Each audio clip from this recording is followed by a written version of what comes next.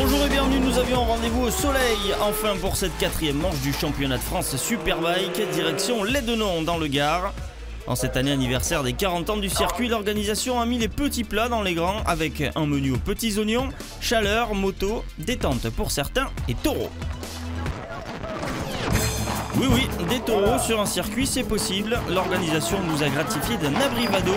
Comprenez un lâcher de taureaux retenu par des cavaliers. Le but étant pour les attrapaires d'arrêter le taureau à main nue. Rien que ça, spectacle garanti.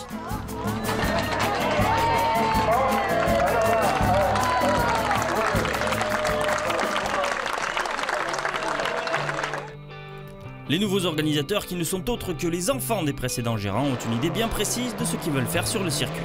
On veut que Lédenon reste quelque chose de convivial où on vient. On ne veut pas que ça devienne de plus en plus professionnel, mais on veut quand même garder ce côté encore sportif et convivial et que ce ne soit pas que du business, que ça ne devienne pas que ça, quoi. Et après cette immersion dans la pure tradition, place au spectacle sur la piste avec la catégorie 600 Pirelli qui ouvre le bal comme tous les week-ends de course. Arrêtons-nous quelques minutes sur ce trophée qui permet à bon nombre de pilotes de faire leurs premières armes sur piste et de révéler leur talent puisqu'ils sont tous sur le même pied d'égalité, niveau pneumatique. Tout se joue au pilotage avec à la clé une belle récompense, explication de Pascal Serra, responsable compétition chez Pirelli.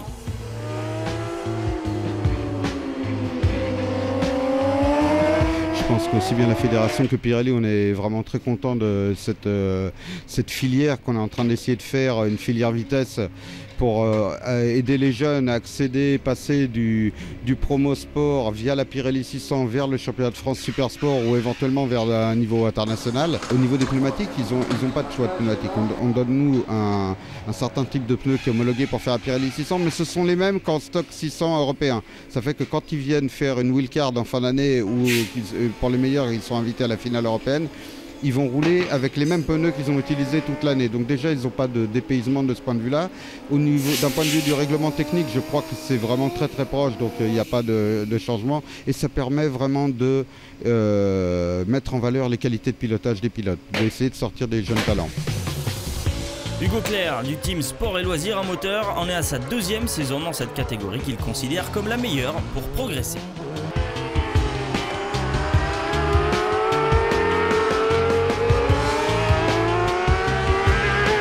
C'est une bonne école pour commencer, à faible budget, avant l'étape supérieure, le Super Sport en 600. Ce qui est bien, c'est que c'est un groupe de jeunes, c'est jusqu'à 22 ans, donc il y a vraiment tout le potentiel des petits jeunes français dans cette catégorie. On est à mi-chemin du championnat, on va voir pour la suite, mais je vais tout faire pour gagner. Morgan Bercher est un habitué des paddocks puisqu'il a commencé très tôt la moto, il joue le titre cette année et quand on le connaît, on sait qu'il ne lâchera rien. J'ai commencé la moto il y a 15 ans, donc sur un petit QR standard comme à peu près la majorité des pilotes, et puis petit à petit on est venu au circuit avec la Mini Pack Academy, puis ça a suivi son cours, la Conti Cup, etc. Puis après on est arrivé ici, on a eu des titres, etc. Et donc voilà, maintenant on se retrouve dans de bonnes positions pour jouer le titre cette année, donc je mets toutes les chances de mon côté et que le meilleur gagne. Double vainqueur au Vigan, il arrive en tête au championnat. Thibaut Gourin du team GMT 94 aurait-il eu le déclic? En tout cas pour lui, en Pirelli, il n'y a pas que le pilote qui fait la différence. Quand un pilote a un déclic, c'est pas lui qui se lève un matin, c'est parce que la moto, pour moi, c'est un sport collectif, c'est un travail de tout le monde. C'est sûr qu'après, c'est le pilote qui fait le travail en piste, mais c'est un entourage, c'est s'il se lève bien le matin, c'est donc un déclic, ça se fait du jour au lendemain, certes, mais c'est un travail de fond, un travail divers, un travail physique, mental, pilotage sur la moto, technique. Donc ouais, c'est sûr que j'ai eu un déclic, mais c'est beaucoup de travail et puis beaucoup de confiance qu'il faut avoir pour rouler en Pirelli, quoi. Et on termine ce tour d'horizon des pilotes Pirelli par un tout jeune pilote blessé au Vigan. Pierre Texier revient sur sa courte carrière et sur les objectifs de cette année. J'ai commencé la moto déjà il y a 3 ans et demi. J'ai fait une année d'entraînement pour m'y faire un petit peu. Et la seconde année, donc j'ai fait la Michelin Power Cup. L'année dernière, j'étais ici en Pirelli. J'ai fini 15e au général. Voilà, après, on a refait une année de Pirelli pour essayer de gagner. Après le problème du Vigan, ça va être difficile de remonter tout en haut, mais on va faire ce qu'il faut. Et place aux courses maintenant sous le soleil gardois. En deuxième position, on retrouvera Pierre Texier qui laisse échapper la pole pour seulement 172 millièmes. Celle-ci sera pour Morgan Bercher, remonté comme une pendule. Il veut absolument s'imposer aujourd'hui devant Thibaut Gourin et Hugo Clerc qui partiront respectivement 4e et 5e sur la grille.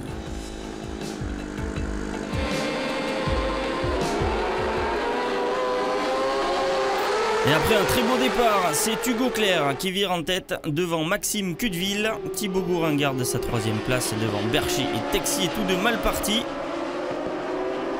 Mais ils ne vont rien lâcher pour ne pas perdre le contact avec la tête.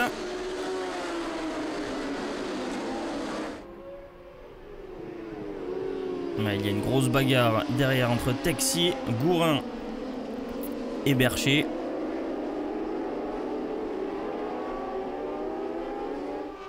Alors qu'en tête, Maxime Cudeville va passer Clerc. Mais derrière lui, Texier signera son meilleur tour en course. Et malgré une frayeur au virage du pont, il prendra la 2e, puis la 1re place devant Cudeville et Gourin. Clerc est en 5e après une petite erreur, il se retrouve derrière les poursuivants. Mais alors que Texier creuse l'écart, la bataille fait rage pour les 2 dernières places sur le podium entre Clerc, Bercher, Cudeville et Gourin.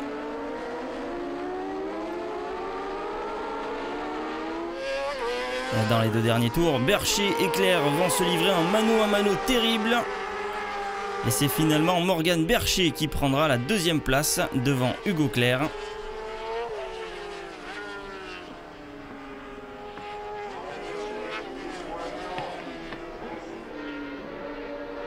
Pierre Texier s'impose donc devant Morgan Bercher et Hugo Clerc. Et le dimanche, on prend les mêmes et on recommence. On retrouve Bercher en pole devant Texier et Cudeville. Sur la 2e ligne, Hugo Clerc s'élancera devant Anthony Alierne et Thibaut Gourin.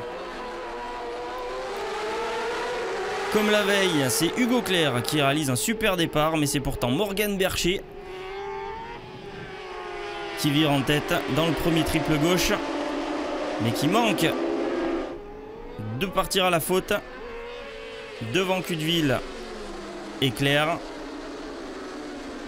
Texier lui est mal parti, il s'est loupé, il est 7e derrière Meko et Alierne, toujours présent.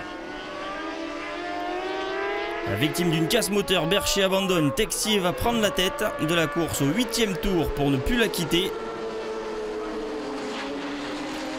Malheureusement, Alierne à son tour va partir à la faute au virage du pont et devra abandonner. Texier s'impose devant Hugo Clerc qui terminera à nouveau 2e devant Kevin Meko. Maxime Cudeville chutera à 3 tours de la fin, laissant ainsi la 4e place à Thibaut Gourin. C'était difficile, c'était plus dur qu'hier. Fin de course, ça glissait. C'était vraiment pas simple, j'ai failli m'en mettre plus d'une. Clerc repart donc en tête à 10 points de Thibaut Gourin. Texier 4e n'est plus qu'à 2 points de Morgan Bercher.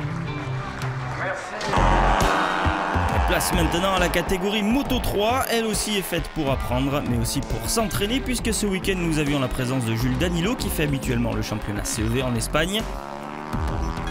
Le leader du championnat, Christophe Arciro, doit sûrement commencer à penser au titre, alors que derrière, rien n'est joué entre Karl Croix et Enzo Boulom, tous 2 participants au challenge de l'avenir. L'adversaire principal ce serait plutôt Karl Croix pour le challenge de l'avenir, mais après pour le scratch ce serait Arciro, parce que bon, il a quand même beaucoup de points et ce qui serait bien c'est de pouvoir remonter au fur et à mesure des courses et essayer de le passer au classement général si c'est possible. Et actuel leader du challenge après le Vigan, Karl Croix apprécie lui aussi cette école de pilotage. C'est vraiment une bonne formule parce que c'est des motos stock, donc on ne peut pas tricher niveau moteur, niveau rien, et c'est copilotage. Et lors des essais chrono du samedi, c'est Danilo qui signe la pole en 1 minute 28 371. Presque 7 dixièmes derrière, on retrouve Arciro sur sa Suter, alors qu'en 3e position, on retrouve une moto bien connue du paddock Moto 3, l'ancienne Honda de Jimmy Petit avec à son guidon Reynald Castillon Giovanni.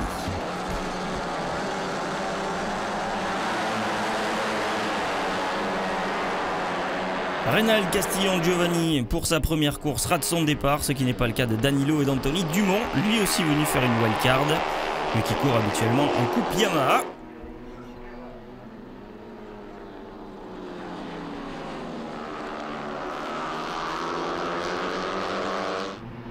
Et malheureusement, Dumont partira à la faute dans le 4e tour. Malheureusement, Dumont partira à la faute dans le 4e tour, laissant Arciro et Castillon se battre pour la seconde place. Devant, Danilo, lui, fait une course solitaire. Et après plusieurs attaques, Castillon finit par passer Arciro dans le 9e tour.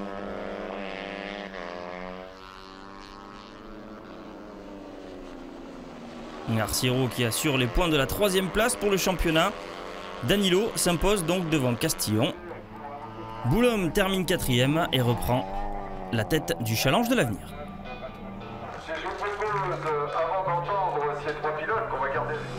Et le dimanche, c'est encore Danilo en pole devant Castillon qui confirme sa prestation de la veille en 3e position. On retrouve Anthony Dumont, 3 pilotes qui ne jouent pas le championnat. Arciro passe à côté de ses qualifs et ne partira que 4e.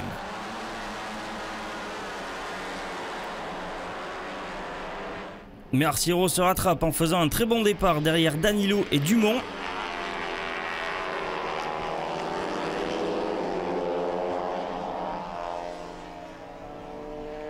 Les 3 hommes de tête qui seront bientôt rejoints par Castillon qui viendra se mêler à la bagarre en tête. Les 4 hommes en tête sont au coude à coude pendant les premiers tours.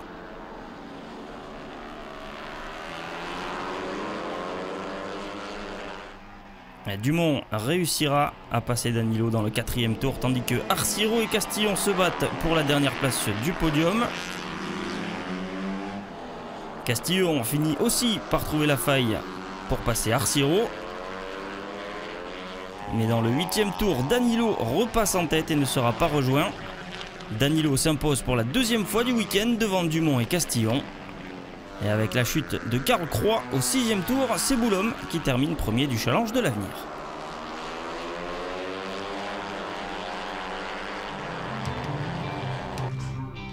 Christophe Arciro conforte son avance en tête du championnat, mais derrière lui c'est Enzo Boulogne qui passe donc second à égalité avec Corentin Brenon. Karl Croix chute à la 5e place.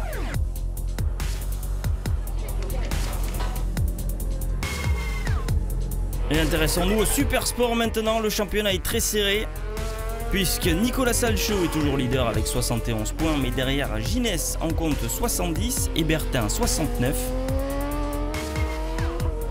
Les 3 hommes de tête sont talonnés par Luca Mayas qui a fait le choix en début de saison de faire confiance à MV Agusta, mais l'italienne lui donne un peu de fil à retordre. C'est plutôt pas mal depuis le début de la saison, on arrive à faire des bonnes choses avec la moto. On est encore loin des 2 motos officielles entre guillemets, hein, les motos de la Dark Dog Academy et la Kawasaki de Nicolas Salchaud, mais bon, on y travaille petit à petit, on essaie de réduire cet écart au maximum. C'est une moto quand même assez compliquée, assez exigeante, il faut que tout soit parfait et on y retrouve les petits soucis des italiennes, l'électronique, des vitesses qui passent mal, enfin voilà, mais bon, comme on dit, c'est le charme de l'italienne. Et après un passage du Superbike au Super Sport et un début de saison difficile, il signe 2 très bons résultats au Vigan. Mathieu Ginès, pilote de la Dark Dog Academy, retrouve enfin le sourire. On évolue au fur et à mesure des courses. Moi, l'année dernière, j'étais en Superbike, donc il y avait la transition de retourner sur la 600. Voilà, j'étais en Michelin, je reviens sur des Dunlop. Donc c'est vrai qu'il y a pas mal de petites choses à mettre en place. Et bon, la saison n'est pas très bien commencée au Mans parce que je me suis mis par terre direct. Donc voilà, petit à petit on grappille, la saison avance. Et le but c'est de gagner le maximum de courses et de se faire plaisir. Donc on avance dans le bon sens et je pense que plus ça va aller, mieux ce sera. Et pour la course du samedi, c'est la MV Agusta de Mayas que l'on retrouve en tête devant Mathieu Ginès. Thibaut Bertin, le local, termine la première ligne. Salchaud est 4e.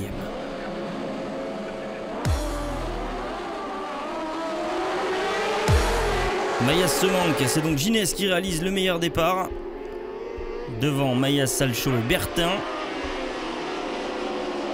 Et malheureusement, Thibaut Bertin devant son public va vouloir en faire un peu trop dès le premier tour et partira à la faute dans le fer à cheval, laissant la 3e place provisoire à Salchaud qui hausse le rythme. Et il profite des attaques incessantes de Mayas sur Ginès pour recoller et finalement passer Mayas au 8e tour. On a donc Ginès en tête devant Salchaud et Mayas. Derrière, Valentin Debise sur la Honda du Tig Tech Max remontera jusqu'à la 4e place alors qu'il partait 7e. Sur la fin de course, Ginès très à l'aise va prendre 1 seconde par tour à Salchaud qui terminera 2e à seulement 1 seconde 4 de Mayas qui remontait à la fin. C'est vrai que avec la chaleur, on avait un bon petit rythme de course. J'espère que demain on arrivera à aller un peu plus vite et les courses prennent encore aussi plaisir et voilà, c'était top. Et grâce à cette victoire, Ginès prend la tête du championnat devant Salchaud et Mayas. Le dimanche, justement, c'est Ginès qui sera toujours en pôle avec 1 minute 24 417. Seulement 829 millièmes derrière, on retrouve Mayas sur la MV Agusta. Bertin partira 3e, envieux de se racheter de la veille.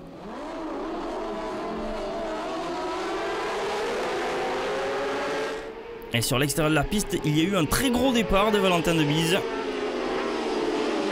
qui vire 4e au premier virage derrière Mayas, Salchaud et Ginès qui restent en tête. Mayas, confiant, va prendre la tête.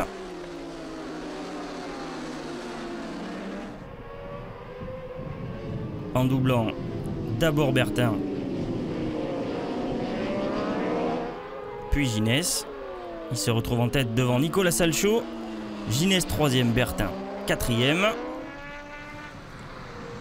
Malheureusement, Mayas doit abandonner. Salchaud va donc prendre la tête. Mais Ginès récupère son bien avant de se faire déposer littéralement par Thibaut Bertin qui passe en tête et s'envolera, laissant Salchaud, Ginès et Debise en découdre pour les places restantes sur le podium. Bertin creuse l'écart. Bertin s'impose avec 3 secondes 1 d'avance sur Salchaud et Ginès est 3e. Il y a Thibaut Bertin qui revient sur le déroulé de sa course, il est forcément ravi. Au bout d'un moment, vraiment, il commençait à me gêner et je voyais mes chronos et je disais que je pouvais aller plus vite et je me sentais vraiment plus à l'aise. Et donc voilà, 5-6 tours de l'arrivée, je sais pas trop, j'ai dit bah là, faut que j'essaie de prendre la tête pour essayer de m'échapper. Donc voilà, j'ai doublé tous les deux et puis bah j'ai réussi à partir et puis voilà, j'arrive à rester constant jusqu'au bout et c'est super, c'est super. Salchaud reste leader mais à égalité avec Ginès avec 111 points. Bertin reste 3e mais à cause de sa chute compte 17 points de retard. Et au classement Superbike, c'est Leblanc sur sa Kawasaki chaussée de Pirelli qui est largement en tête devant Julien Dacosta qui accuse 35 points de retard avec son package Suzuki Dunlop. Axel Morin qui découvre cette année la catégorie, lui, est 3e. Mais c'est pourtant un autre pilote qui sera aux avant-postes tout le week-end puisqu'il signera les 2 pôles. David Muscat, pilote Ducati qui devrait rouler avec la Panigale mais la laissera tout le week-end au box. Explication. Le problème qu'il y a, c'est que celle-là est plus aboutie et nous, avec les moyens techniques dont nous disposons, elle est bien plus facile à gérer que la nouvelle. Donc le problème, c'est surtout les moyens techniques et humains que j'ai, qu'on n'a pas pour pouvoir exploiter la nouvelle moto. Donc ça me pose un problème par rapport à Ducati parce que si je suis là, c'est quand même grâce à eux et il faut qu'on trouve une solution ça ne peut pas durer comme ça. Derrière Muscat, on retrouve Julien Dacosta sur la Suzuki LMS. Greg Leblanc termine la première ligne.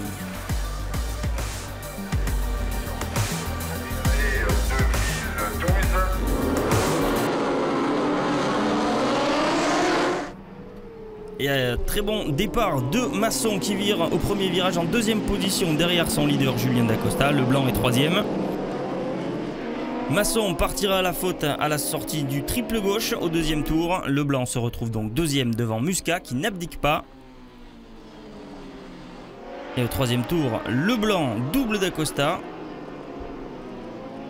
Il est imité par Muscat dans la foulée au virage du fer à cheval.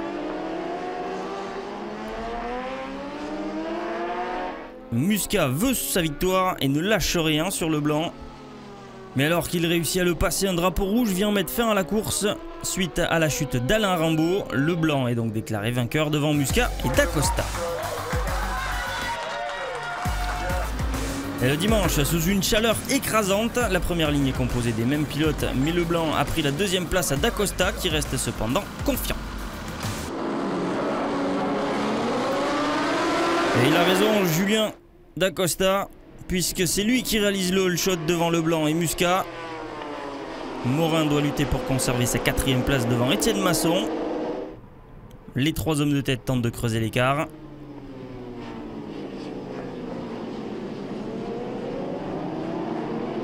Et Muscat en profite pour doubler Leblanc.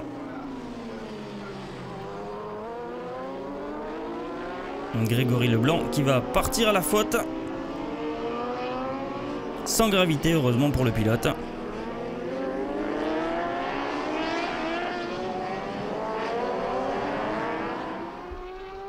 La moto est complètement détruite.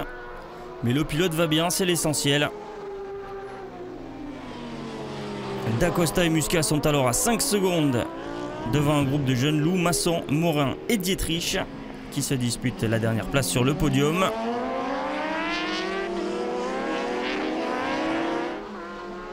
Et c'est au tour de Dietrich de connaître des problèmes. Il est contraint à l'abandon au 10e tour devant. Muscat ne trouve pas l'ouverture sur Dacosta. Mais le spectacle est fait par Masson et Morin qui tentent des attaques à tous les virages. Et au final, Dacosta résistera à Muscat. Et Masson, après 3 résultats blancs, remonte enfin sur le podium. Dacosta est ravi de sa victoire, presque à domicile. J'ai attaqué, et j'ai vu qu'à la fin, je grappillais des dixièmes, et j'ai pas lâché jusqu'au bout. Voilà, ça le fait, c'est vraiment génial. Devant tous mes proches, sur mes terres, on va dire, je suis d'à côté, donc vraiment c'est super. Attention, David Muscat a été déclassé des courses de l'Édenon pour cause de non-conformité de sa machine. Ça ne change pas la hiérarchie, juste les écarts entre Leblanc et Dacosta, désormais séparés de 15 points et non de 19 comme on croyait d'abord. Prochain rendez-vous le 7 juillet sur le circuit de Magny-Cours. À bientôt.